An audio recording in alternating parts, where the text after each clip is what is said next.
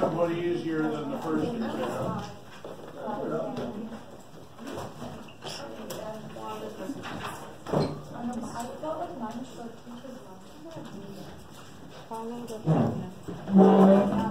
Where is this one? Or like where did you find it?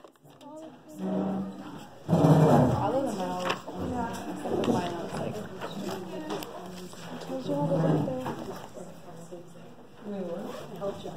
okay, a bit of background. The reason you have this called the footnote and you had the revolution not be televised, which I swear to God I will get corrected one of these days.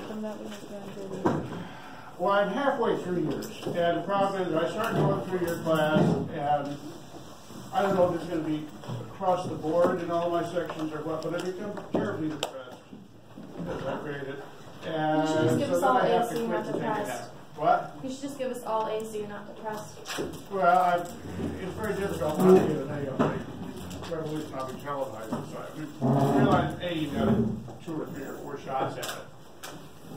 Okay. As I said, I think the first day of class, but you may not have picked up on it, when I was taking, when I started this program, when I was 65, I finished it in the spring. I thought your generation knew how to do all this research, right? You've got the world knowledge at your fingertips with your smartphones or whatever the hell they are. And then I discovered, to my horror, that even graduate students don't know squat about research.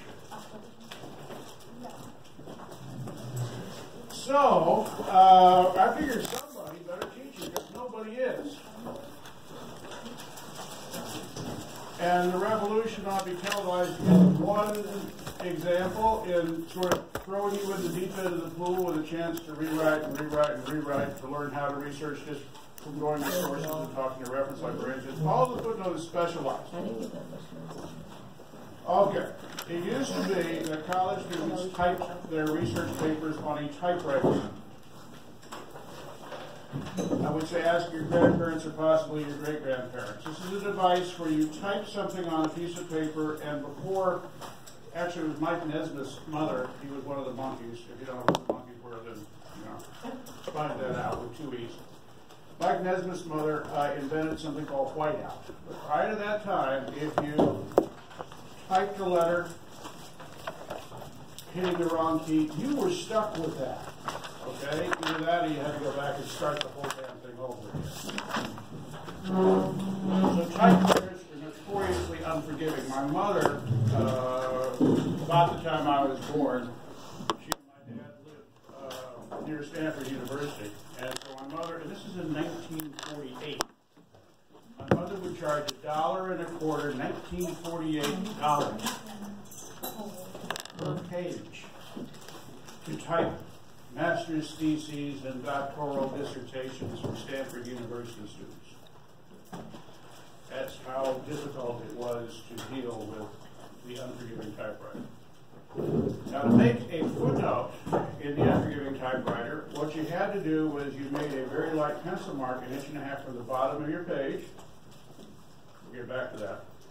And then you'd be typing along, and as you might have noticed if you've looked at the Follow Footnote or other footnote or articles, footnotes take the form of little numbers halfway up. Okay, the way you did this with a typewriter was you took the rolly thingy and you rolled up 1/2 page and hit the appropriate number, and then you rolled it back down. And there's your number for your footnote. Get down to your 1.5 inches above the bottom of the page. That's where you start typing in your footnotes. I mean, your citations. So this is a pain in the ass. I'm here to tell you.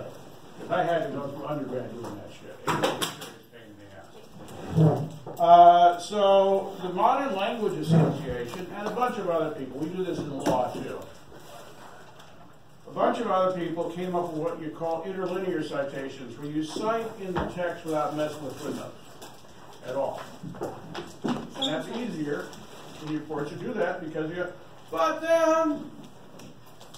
then word processing programs came with the advent of the computer, yea, verily, the personal computer, like your Word, and even better than Word is something called WordPerfect, but nobody uses it anymore.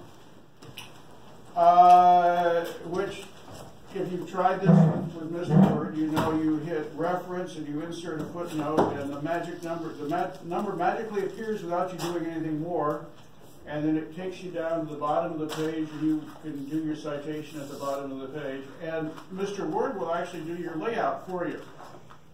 So it'll adjust the length of your typing on the page so you don't get too messed up and trying to figure out how many inches should I have here, that sort of thing. And it will also edit your footnotes for you.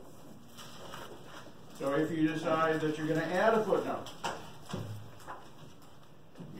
Mr. Word will just reallocate all the spaces and change all the numbers. It's difficult to overstate how wonderful this is for somebody my age. Yes, dear. We're getting to your assignment, but yeah, what? So, like, when you have a footnote, what do you put in the footnote? Like, I know you put, like, the author and, like, the article and stuff, but what else do you put? Because, like, it looks like there's, like, a huge essay just in the footnote itself. Which is what you do when you write serious academic shit, yes. You have a huge essay in there. But for you guys, off of the front page of the library, like the first time you go to the library page, they have a link to citing sources. And I think there's one off the research guide for this class as well. And it'll take you to, and I use Chicago Manual of Style because A, that's what historians use, and B, I don't really feel like using the American Political Science Association form. But you go to that link, it's the Purdue OWL Online Writing Laboratory, and let's face it, you don't really care. You can because we have, in my house, because we keep losing the damn thing, we bought like 4 copies of Kate Turabian explaining why she did this philosophical approach to citation in the Chicago Manual of Style. Sometimes it's called Chicago Manual of Turabian because Kate Turabian wrote it. You don't care about that. You want to know what the damn thing looks like, right? What does the, and this is going to actually answer Mackenzie's question, what am I supposed to put in the footnote, and then what am I supposed to put in the bibliography? Or works side, whatever you want to call it. And you go to Chicago OWL, and you say, okay, I got a book with one author. Here's what I should do. It'll show you an example. You say, I got an article in a collection of articles. It'll tell you what to do. It'll say, you've got a paper that was presented at a conference that you're citing. It'll tell you what to do. And remember, and I strongly, and I say this having wept bitter tears over my life doing this, while you're doing your research, keep sort of a half-assed record in a separate file of, this is what I was looking at. Okay, here's my source, here's my page number. And you can do that while you're researching, various sources. Just copy and paste the reference you're thinking about using over into a file. Say, Rev paper, the Revolution of the Kilobyte. You try to keep it in alphabetical order because that's the way it's happening. So that's how I would, what I would use to put stuff in the footnote. And I think I told you, maybe you guys in your library instructional period the first time, if you get really, really stuck about what you should put in your footnote, email the damn reference librarian. I had, for my thesis, I had a collection. Actually, it wasn't a collection. What had happened was 2 guys had translated the Greek documents from Mycenaean Greek, and they got about 200 documents translated, and then one of them was killed in a car wreck, and the other one finished off all the stuff in the collection from the Mycenaean Greeks. And they bound all this shit together in one volume, and it's not like part 1, part 2. It's like, the 2 guys wrote one set, and then the survivor guy wrote the other set, and it's hard to figure out how to cite. So I just said, hey, reference desk, please tell me how to cite this. And they did. Okay, to address Mackenzie's question, which I think she might be regretting asking at this moment. What's up with this, all the footnote assignment? Okay. First off, I will point out that, it's got a series of questions. You find this stuff for the follow the footnote assignment, if you go to the research guide for this class, at the top there's a link. One of the links is to follow the footnote. Click on that. The meat of this assignment is devoted to 3 articles. One by a guy named Sutherland, one by a guy named Gorn, one by a guy named Owsley. Sutherland is the most recently written article. Sutherland cites each of the other 2. So, what you do for the first thing is you go to Sutherland's article and you find the first citation by Gorn and him. How to do this. Hit Control F for search in the PDF for the article and insert Gorn and start at the top. And it'll take you to the first citation. First time that Gorn is cited. Then, many people, and I can't think of a more clear way to phrase it, but what you need to do is okay, you found the footnote that cites Gordon the first time. Tell me what the sentence before the little number is in the main article. Tell me what the little sentence after, what the sentence after the little number is. That way I know you found the right footnote. Then within that footnote, tell me what the full citation of Gorn is, because that's what happens for the first time you cite somebody. What is the full citation for Gorn? And you go back to the beginning of the articles and you do the same thing with Owsley. I say go back to the beginning because one of these 2 guys is footnote 7 and one is footnote 1, and I can't remember at the moment which is which. So you go back to the beginning and search for Owsley. It'll take you the first time that Owsley is cited. It'll give you the sentence before the little number, the sentence after the little number. It'll give you the full citation of the Owsley article. Okay. So, now, I suppose, I must confess, I didn't come up with it. I stole this shamelessly from Marjorie Jules at Roosevelt, who teaches in what I guess they now call gender studies instead of women's studies. And she was trying to figure out how to teach her students how to use footnotes and how to construct a logical argument. So, since my granddaughter was taking a class from her, I just stole the damn thing. I'll be honest with you. I told her that and didn't yell too badly. Okay, so then you're going to have to figure out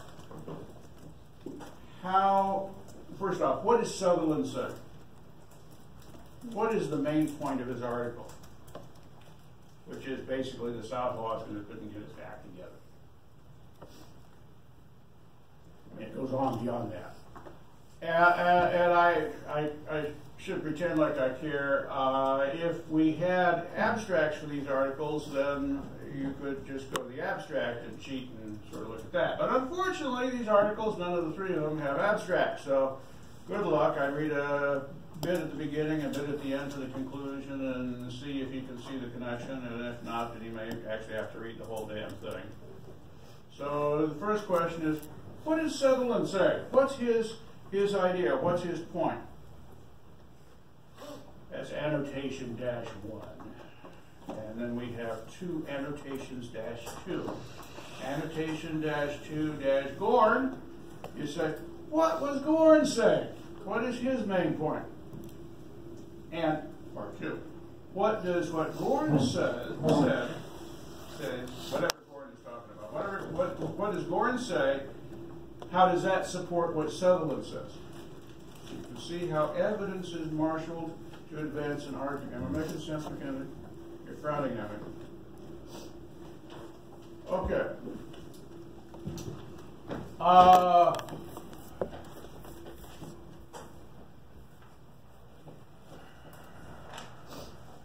Angel is better than Booth.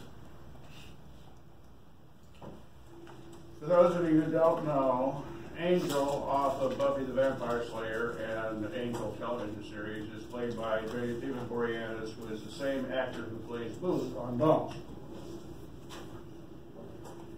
And so that's a proposition. What do you call that? You call those propositions, that's a thesis. They change the damn name for the same concepts. I'm just getting tired of this So how do you prove that Angel is better than Booth? Well, Angel lives forever. Angel is super strong. Angel has a shitload more martial arts moves than Booth does, because apparently when you become a vampire, you get all sorts of martial arts commandments. Angel eventually takes over the corporate structure that runs Wolferman Hart, the evil corporate law firm. Can't tell you how much gratifies my heart to say evil corporate. So that's three reasons for Angel being better than Booth. And I could go to fan fiction, which I have not done because I'm making this up on the fly.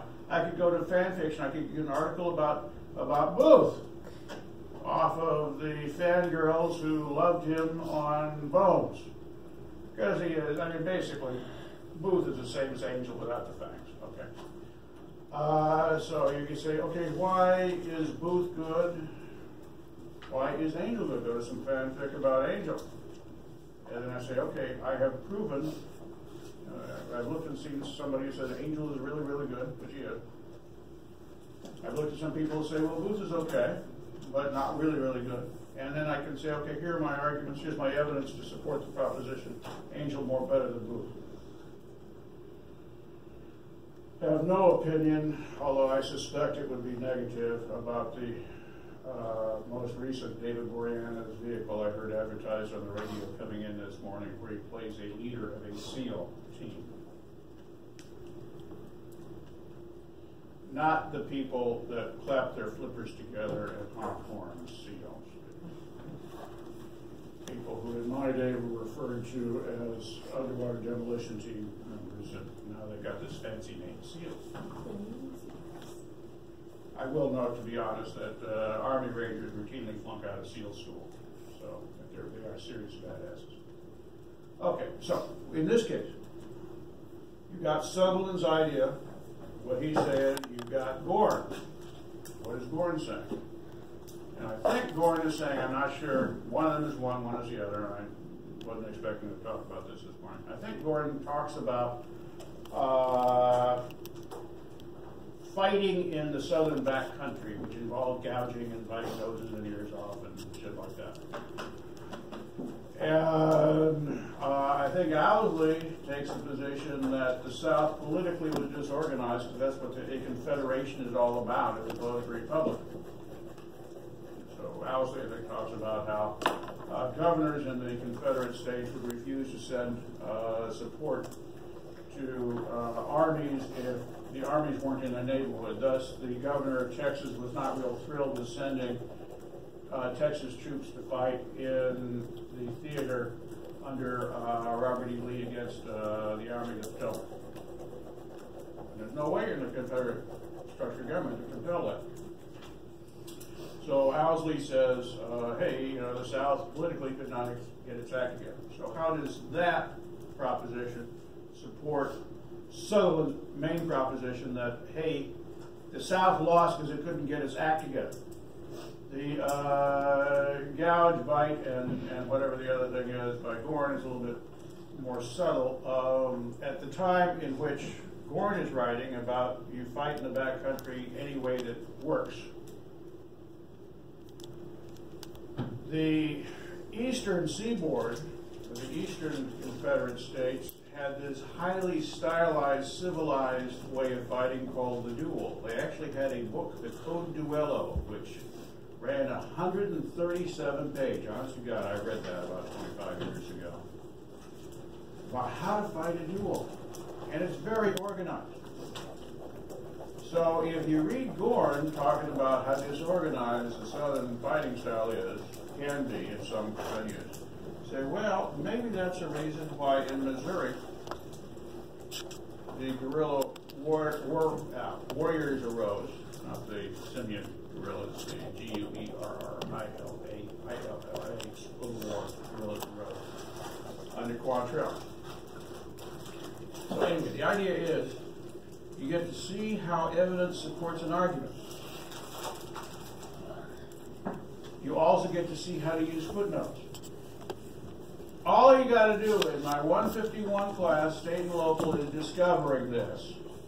Because in that class, what you do is you pick a topic, a problem in Illinois, and you research how to solve it. We got all sorts of greatest incremental steps along the way. As the 151 students are discovering, all you got to do is find one goddamn footnoted article, and that will lead you to a whole bunch more.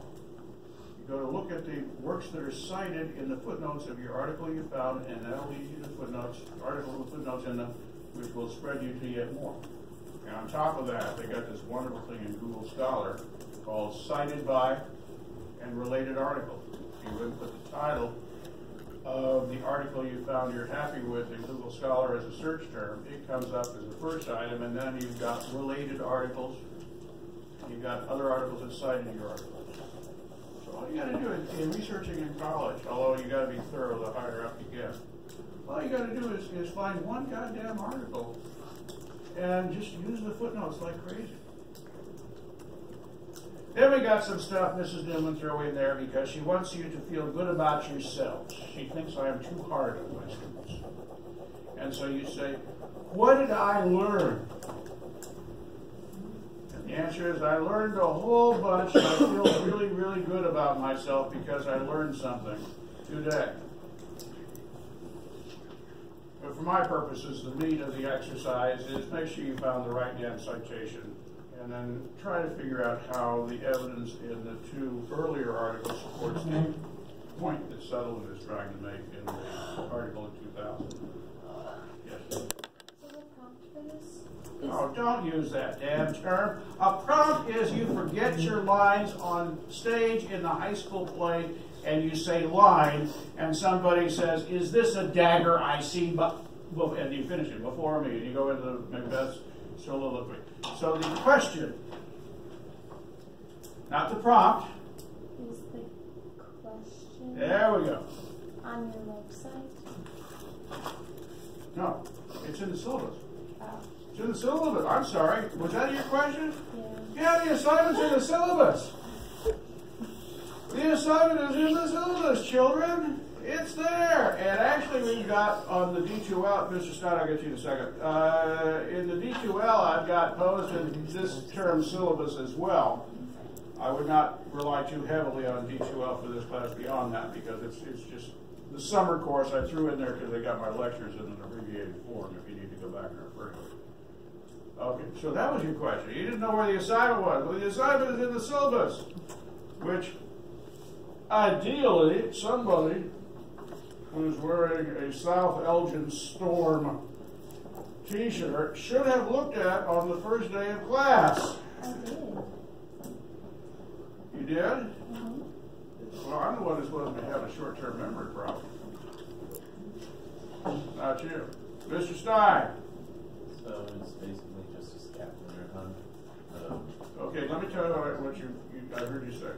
Did you just say that was basically Captain Nirvana? Remember the professor's going, yeah, Melissa, I do this with pretty much everybody. Scavenger hunt. Scavenger hunt. You've already done that the first time we were in the library. No, he said, is it like a scavenger hunt? Oh, is it like a scavenger hunt? Just finding photos and different things, and then you look at what the other articles are, and you just cite it.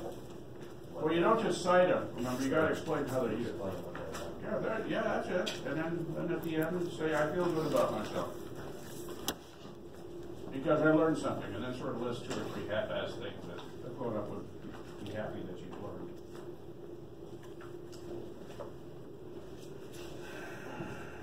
You all will reckon sometimes she's around, because otherwise I would possibly be somewhat less explanatory in my questions in my lecture. Okay, any other questions? Now, when is this thing due? The 25th. The 25th. Which is, to paraphrase the opening credits in Star Wars, the first one that came out in 1970, whatever it was, 76, a long way away, right? long, long ago in a galaxy far, far away. So it's far, far away in college student years, right? 25th, and today is what? The 4th, that's 3 weeks. It's a long way away from the college student standpoint. I do applaud you if you say, no, it's approaching immediately, Professor, because that's a lot better than waiting until the last minute to do it. We have a bunch of people in the... Is he having a heart attack at the concept of actually having to give her... Swallow on, and then you can't even, like, breathe? Yes, that happens a lot. You see, I have this terminal degenerative condition. One of the aspects of it is I'm having more difficulty swallowing, so I earnestly hope I don't choke to death. There are other better ways to die beyond this. I think I'm kidding. I know. Well, I know. I wasn't kidding about it's a bad way to die. It is something that confronts me on a fairly frequent basis.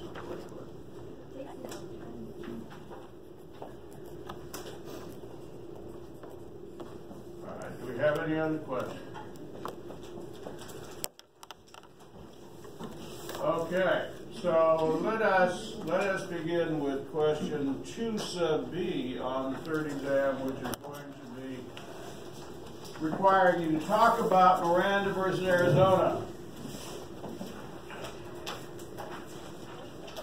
I am about to cut you a break I wish somebody had cut for me 50 plus years ago. Okay. We're on Constitutional Law 3 where we left off. Remember, you've got the big 3 there listed. I'm not hallucinating, am I? I mean, that is there, right? Have we found it? The reason we're starting with Miranda is because, A, that's the answer to question 2 sub B on the third exam, and B, I am not going to ask you to explain Miranda to me. It's a nightmare.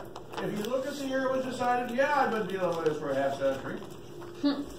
It's one of 4 cases all mashed together in the same damn opinion. We all know what the outcome is going to be because it's part of our culture since then, right? You have the right to remain silent. If you give up this right, anything you say can and will be used in a court of law. You have a right to an attorney. If you cannot afford an attorney, one will be provided for you. Do you understand these rights? Okay, we all know what that is. If we don't, we have been living under a rock for your entire goddamn lifespan. So I only want you to tell me 2 things.